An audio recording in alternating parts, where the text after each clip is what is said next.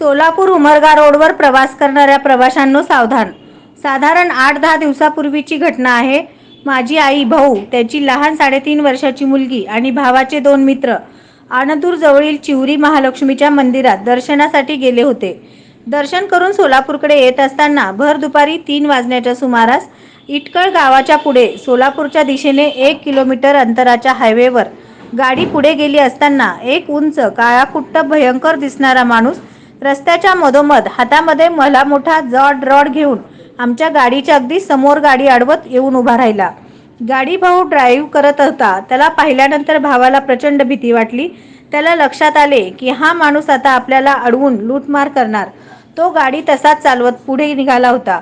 पण नवीन किया सिलॉट्सच्या आधीच फीचर्सच्या auto emergency breaks या नवीन फीचरमुळे ती व्यक्ती समोर आल्यामुळे अचानक जोरात ब्रेक लागून गाडी जागेवर थांबली. गाडीचा स्पीड खूप जास्त होता.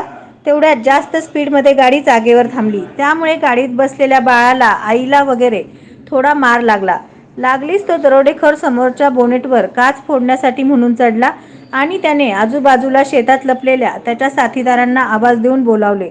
लगेच शेतामध्ये लपलेले 6-7 दरोडेखोर हातामध्ये चाकू, कुऱ्हाड, तलवारी आणि रॉडसारखी भयानक शस्त्र घेऊन गाडीवर हल्ला चढवू लागले. मोठा दगड घेऊन मागच्या सीटवर माझी आई बसली होती. तिथे तिच्या साईडला काचेवरती त्यांनी टाकला. पण काच फुटली नाही. त्यामुळे ते आणखी जास्तच चवताळले. त्या रोडवर पुढे आणि पाठीमागे साधारण 1 किलोमीटरपर्यंत तरी कुठलीच गाडी किंवा कोणतेच वाहन तिथे नव्हते.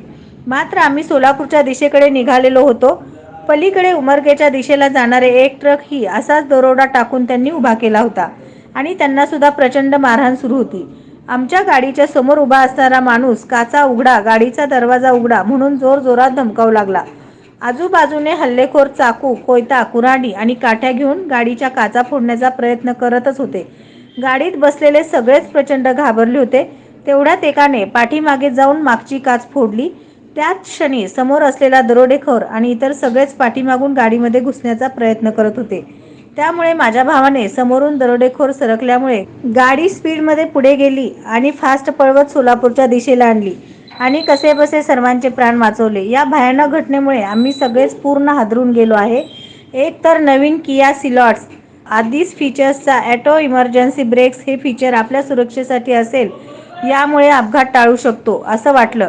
मात्र या घटनेमुळे, या फीचर्समुळे किती मोठ्या संकटात सापडू शकतो, भयानक किंमत यामुळे मोजावी लागली असती कल्पनाच केलेली बरी. दुसरी गोष्ट म्हणजे तिथून कसा तरी जीव वाचवत माझा भाऊ आणि गाडीतले इतर सगळे थोडेसे पुढे आले आणि पुढे येऊन त्यांनी 112 नंबरवर संपर्क साधून या घटनेची माहिती दिली. त्यावेळी तेथून अजब उत्तर मिळाले. त्यांनी सांगितले की तिथेच थांबा, आम्ही येत आहोत. त्यांचे उत्तर ऐकून आम्हाला हसावे की रडावे तेच कळत नाहीये.